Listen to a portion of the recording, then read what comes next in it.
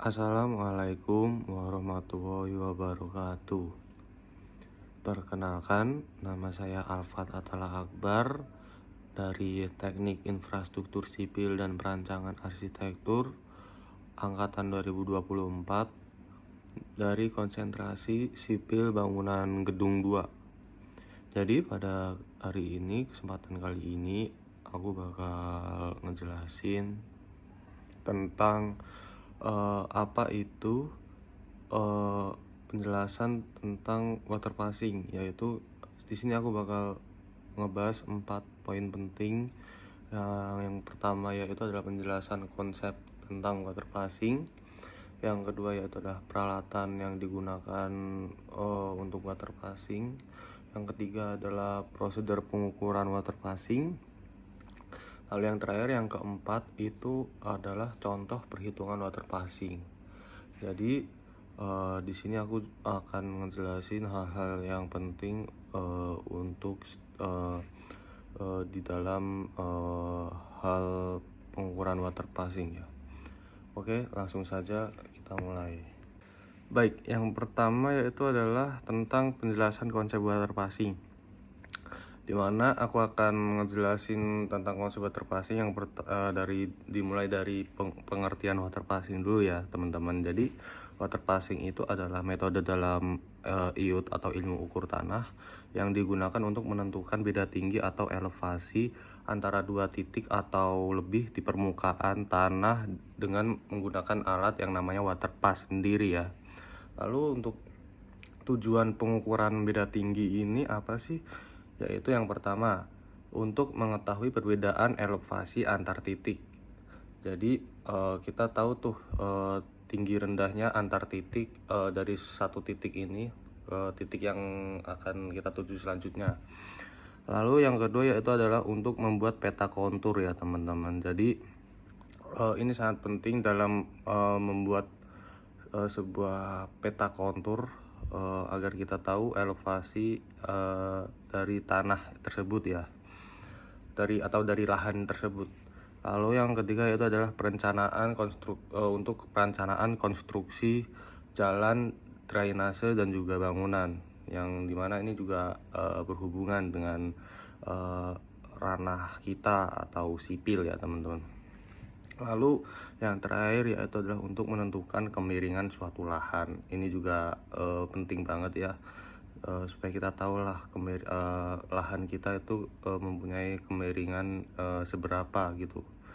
Lalu selanjutnya itu adalah prinsip dasarnya ya teman-teman. Prinsip dasar untuk pengukuran elevasi ini, prinsipnya adalah menggunakan garis bidik horizontal dari alat water pass itu. Kemudian membaca tinggi pada rambu ukur untuk kita dapat tahu lah selisih tinggi dari bak ukur itu ya teman-teman. Lalu kemudian yang kedua adalah tentang peralatan yang digunakan dalam metode water passing ini ya teman-teman. Yang pertama yaitu ada tentu saja water passnya, dimana ini adalah merupakan alat utama yang digunakan untuk membidik atau menentukan garis horizontal atau garis lurusnya itu. Lalu yang kedua ada bak ukur. Ini digunakan untuk membaca tinggi titik suatu titik itu ya. Biasanya dia bentuknya kayak semacam tiang atau mistar yang panjang gitu, yang bisa dipanjangin gitu. Lalu yang ketiga itu ada tripod atau statif ya. Ini adalah alat untuk menyangga si water pass ini supaya dia itu stabil teman-teman, supaya dia bisa berdiri dengan tegak ya. Lalu tentu saja selain ketiga itu ada beberapa alat-alat bantu lainnya seperti meteran yang biasanya digunakan untuk mengukur mengukur suatu titik ya teman-teman, dari titik yang udah kita tembak atau sudah kita tentukan ke titik lainnya lagi yang akan kita tembak. Lalu tentu saja patok, biasanya ini adalah untuk mematok suatu titik agar kita tahu lah lebih tepatnya kita menembak di titik mana. Lalu ada buku atau catatan biasanya untuk mencatat titik-titik yang udah kita tembak.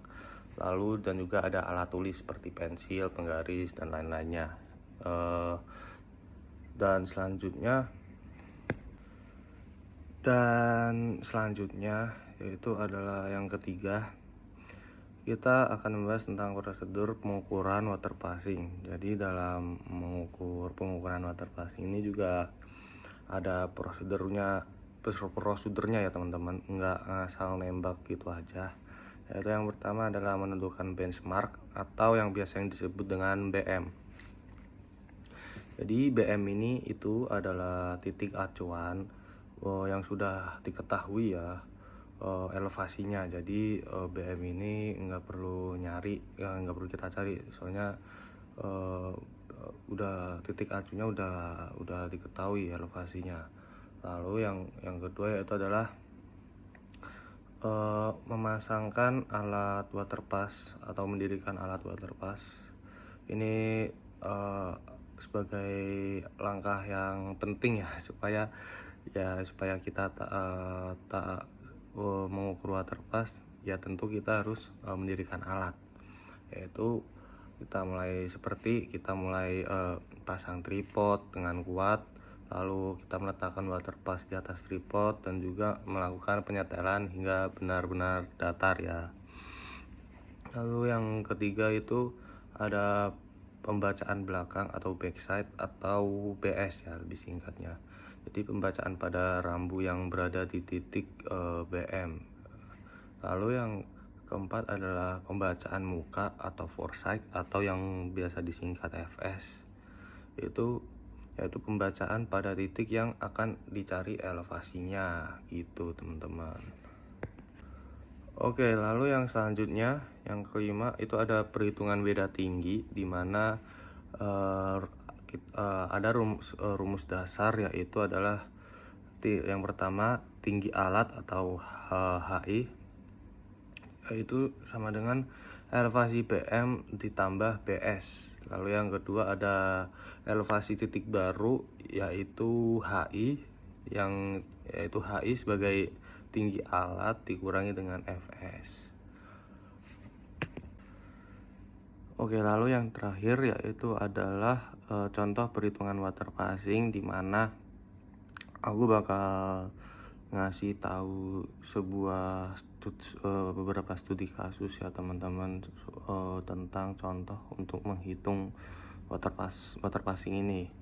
Yaitu yang pertama yaitu kita ada contoh data yaitu elevasi BM-nya yaitu 100 meter, lalu BS-nya itu 1,5 meter, lalu FS-nya yaitu 1,2 meter.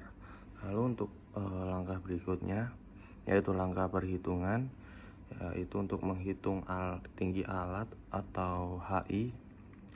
Itu tinggal kita tambahkan saja, yaitu elevasi BM kita tambah dengan kita masukkan dengan rumus yang tadi, elevasi BM kita tambah dengan BS, yaitu 100 ditambah 1,5. Yang kita dapatkan hasilnya untuk tinggi alatnya atau HI-nya itu adalah 101,5 meter. Lalu yang kedua itu menghitung elevasi titik baru. Jadi untuk menghitung elevasi titik baru kita masukkan rumus yang udah kita bahas tadi, yang udah kita ngomongin tadi, yaitu kita kurangin saja, yaitu HI-nya itu atau tinggi alatnya itu kita kurangin dengan FS. Nah, udah kita ketahui nih, bahwa setelah kita ngitung tinggi alatnya atau HI-nya yaitu 101,5 meter, itu kita kurangin dengan FS-nya, yang dimana kita ketahui FS itu 1,2 meter. Yang kita dapatkan hasilnya yaitu adalah untuk elevasi titik barunya yaitu 100,3 meter, begitu teman-teman. Lalu selanjutnya itu adalah kita akan menjelaskan tentang apa yang sudah kita cari tahu tentang contoh dari perhitungan water passing tadi, yaitu adalah ada dua jenis, yaitu profil manjang dan juga profil melintang. Itu adalah merupakan contoh dari perhitungan water passing yang udah kita bahas tadi ya. Yaitu yang pertama aku akan ngejelasin tentang profil memanjang.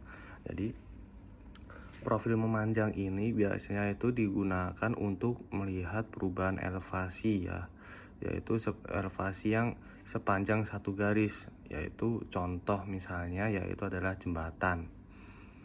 Lalu untuk profil yang kedua adalah profil melintang, yaitu biasa digunakan untuk melihat bentuk potongan melintang suatu area, yaitu adalah misalnya lebar jalan atau suatu saluran. Jadi kedua profil ini berbeda ya teman-teman.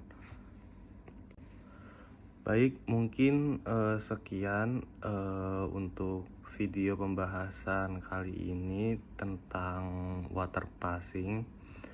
Dan sebelumnya terima kasih banyak telah menyimak video ini sampai selesai. Dan saya juga memohon maaf apabila ada kekurangan dan juga ada kata-kata yang tidak berkenan untuk didengar. Dan mungkin cukup sekian saya akhiri. Wassalamualaikum warahmatullahi wabarakatuh.